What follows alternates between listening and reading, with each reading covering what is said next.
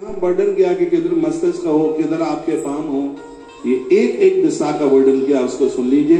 पूर्व दिशा की तरफ मुख करके आप खड़े होते हैं तो इससे आपका आयुष बढ़ता है। और कभी कभी ऐसा होता है कि आपकी टांगें पूर्व की तरफ होती हैं, मस्तिष्क पश्चिम की तरफ होता है, लेकिन जब आप जागते हैं तो आपका मुंह दक्षिण की तरफ होता है। ज्यादातर ऐसे ऐसा होता है, लेकिन कभी भी ये नहीं, दक्षिण की तरफ मुख करके नहीं। आप जगने का जो पूरा है, आप पूरा कमर के भर, ऐसे कमर के भर खड़े होइए। जिस समय आप प्रातः जागते हैं तो आपका मुख सीधा पूर्व दिशा की तरफ हो, पूर्व की तरफ देख रहा हो, तो इससे आयुष बढ़ेगा।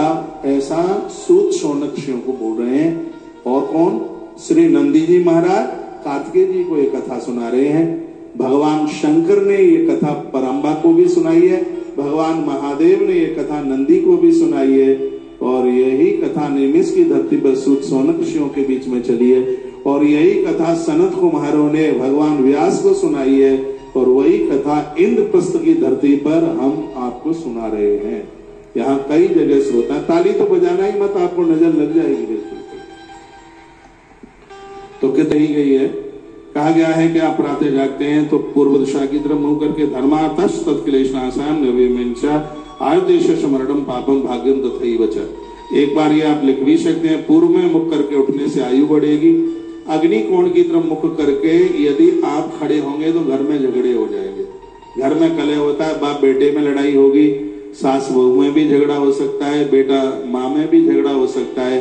तो अग्नि कोण की तरफ, अग्नि कोण होता है दक्षिण और पूर्व का कोना। जब भी आप जागते हैं तो मुख उधर न हो। देखो ये छोटे छोटे टिप्स हैं, यदि इनको एक आध दिन हो जाए तो उसकी कोई ऐसी दिक्कत नहीं है, लेकिन जो नियम पूर्वक, इसलिए ग्रंथों में कहा गया है, महात्मा याज्ञवल्क्य ने अपनी स्मृति में लिखा है, सुनिए, उसमें वर्णन है कि मंदिर रोज घर में नहीं बदलना चाहिए, लेकिन घर में बेडरूम में हर महीने उसको बदलें, हर महीना उसको बदलें, उसको चिगाएं, उसको थोड़ा सा उसको उस जगह से उसको इधर उधर करें। मत्स्य पुराण में वास्तु में ऐसा वर्णन किया। सबसे ज्यादा वास्तु शास्त्र की जो बात है वो मत्स्य पुराण में है। उसकी एक दो बात मैं आपको बोले देता हूँ।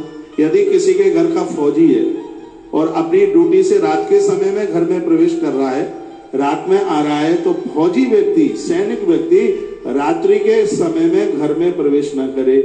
यदि रात में जा रहा है तो मौसी के यहाँ रुक जाए, बुआ के यहाँ रुक जाए, मत्स्य पुराण में वर्णन है। यदि बेटा बहू को लेकर के आया है, पहली बार शादी होकर के आई है, तो उसको दिन में अंदर घर में प्रवेश ना किया जाए, उसको चबूतरे पर बैठाइए, सूर्य अस्तांचल की तरफ हो जाता है तब वर वधू की आरती उतारिए, उसके बाद उसको घर में लेकर के जाइए। ये बातें कौन सुनाएगा आपको?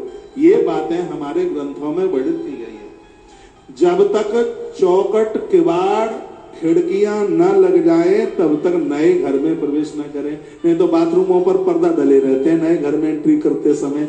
मत्स्य पुराण ने उसका बिल्कुल विरोध किया है। तो ऐसी भगवान महादेव की जो शंकर की कथा आप सुन रहे हैं वो बड़ी अद्भुत है। नए घर में प्रवेश कर रहे हैं, चूल्हा जलाएं तो सबसे पहले उसके ऊपर खीर बनाएं। इससे आपके घर की संपदा नहीं रुकेगी, आपके घर की बरकत नहीं रुकेगी। सबसे पहले मिट्टी का भरा हुआ घड़ा खरीद कर आए, सुपारी लेकर के आए, लेकिन आप मानते नहीं, आप तो फ्रिज लेकर के आएंगे, श्रृंगारदानी लेकर के आएंगे, मोटा वाला बेड लेकर के आएंगे। आप तो नए घर में ये चीजें लेके आते हैं। और मैं 4 साल से चिल्ला चिल्ला के कह रहा हूँ, फिर वास्तु शास्त्रियों को दिखाते रहते हैं पूरा का पूरा, और वो आपसे 11,000 रुपया ले लेता है, कुछ होता जाता कुछ है नहीं। और मैं फ्री फंड में बताता रहता हूँ, सुनने को तैयार नहीं होते। अरे अपने भाग्य के निर्माता आप खुद बनिए, आनंद हो जाएगा।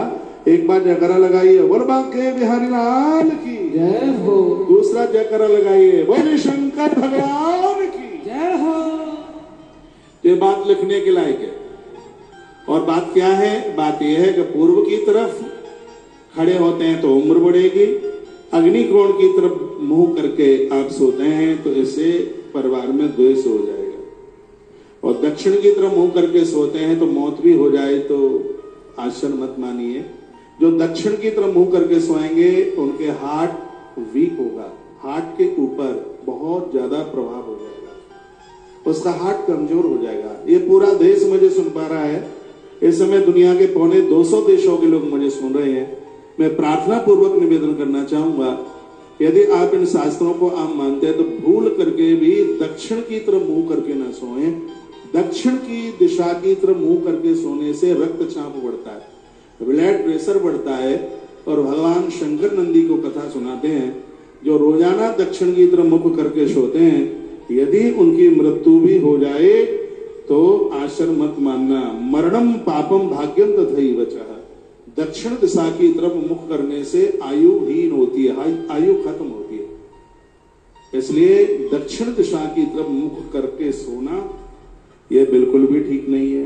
तत्पश्चात दक्षिण और पश्चिम, दक्षिण और पश्चिम के कोने को कहते हैं नैऋत्य। ये नैऋत्य कोण है, इस दिशा में यदि कोई मुख करके सोएगा तो ये बिल्कुल सत्य है, उससे कोई पापकृत कर्म हो जाएगा, पराई स्त्री के साथ जुड़ जाएगा, स्त्री पराई पुरुष के साथ जुड़ जाएगी, अपनी पत्नी को छोड़ देंगे, अपने पति को छोड़ देंगे। ये पाप नहीं है, पाप का बाप है।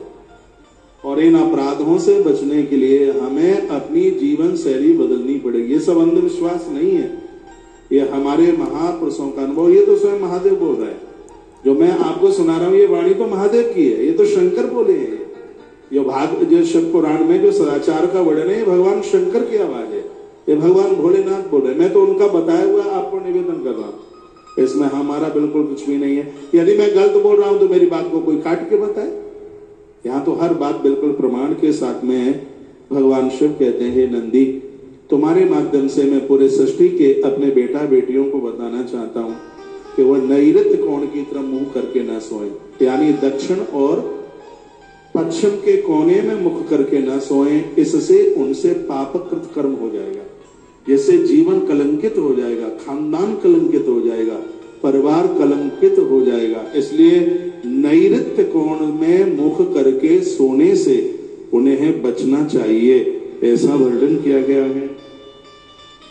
और तत्पश्चात आयु द्वेष मरणम, देखो लिखा है पापम, आयु यानी पूर्व की तरफ आयु, अग्निकोण की तरफ द्वेष, दक्षिण मरणम, नैऋत्य पापम, और पश्चिम की तरफ क्या है, भाग्यम तथैव च। ये बहुत ज्यादा बढ़िया है। पश्चिम की तरफ मुख करके सोने से एक भाग्य उदित होता है। 3 दिशाएं हैं सोने के लिए, एक पूर्व की तरफ, एक पश्चिम की तरफ और एक उत्तर की तरफ। इन तीनों का क्या प्रभाव है वो आप सुनेंगे। तो एक नए भाग्य का निर्माण, पता नहीं कौन सी चीज उसके हाथ में लग जाए और उसका उत्थान हो जाए, वह बहुत ऊपर चला जाए। पश्चिम की तरफ मुख कर सोने का इतना बड़ा प्रभाव है। ये नित्य पश्चिम की तरफ मुख करके, अब कहीं बाहर गए हैं, किसी के यहाँ रुके, होटल वगैरह रुके, वो एक आध दिन की बात है, लेकिन लग करके किसी व्यक्ति को अपना बिस्तरा इन दिशाओं में नहीं करना चाहिए, जिसके विरोध में भगवान शिव है, भगवान महादेव है। भगवान महादेव ने जिसको मना किया है, देखिए वो बात हमें मान लेनी चाहिए। इनका नाम शंकर क्यों है? शंकर की व्युत्पत्ति होती है संकरोति शाह शंकर, जो पूरी सृष्टि को संस्कार देता है, इसलिए उसका नाम शंकर है। और देखिए आप बहुत बड़ी भूल कर रहे हैं, ये कथा द्वारा नहीं मिलेगी सुनने के लिए, कभी नहीं मिलेगी, क्योंकि मैं कथा में कथा कोई रिपीट ही नहीं करता। पता नहीं कितने वर्ष पहले ये मैंने कथा सुनाई होगी जो आज मैं आपको सुना रहा हूँ। अगली भी कोई शिव पुराण कहता हूँ तो ये जरूरी नहीं है कि ये कथा मैं आपको सुना दूंगा। कलकत्ता में ये चैप्टर मैंने नहीं सुनाया जो मैं आपको निवेदन कर रहा हूँ। आपके पास कागज कलम नहीं है तो मेरी बात को आप रिकॉर्ड कर लीजिएगा, जो मैं यहाँ से निवेदन कर रहा हूँ अपने मोबाइल में आप रिकॉर्ड कर लें और अपने लोगों को भी ये आप बताएं कि यह गलती त्रुटि हमसे न हो जाए, हम अपने जीवन को सजो के रखें। कभी कभी बच्चे इतने अच्छे होते, इतने बढ़िया होते हैं, मन मुताबिक शादियां कर लेते हैं, कहीं हमसे त्रुटि है, कहीं गलती है। और ये युवा पीढ़ी के लिए एक बिल्कुल वरदान की तरह मैं कहूंगा, जूते चप्पल पहन करके कभी भी भोजन न करें, रात को जुराब पहन करके सोए नहीं, इससे भी रक्तचाप बढ़ता है और माथे की भ्रकुटी में दर्द बनता है। सुन लीजिए, लंबे नाखून रखने से लीवर डैमेज होता है। आप कहोगे वो कैसे हो जाएगा? यदि नाखून का पानी पेट में गया, लंबे लंबे नाखून में विष होता है। हम बहुत छोटे हुआ करते थे तो दादी कहती थी बेटा खुजा मत लेना, विष बढ़ जाएगा। नाखून से खुजाने पर विष बढ़ जाता है। किसी को नाखून लग जाए तो पक जाता था, ये तो आपको भी पता होगा।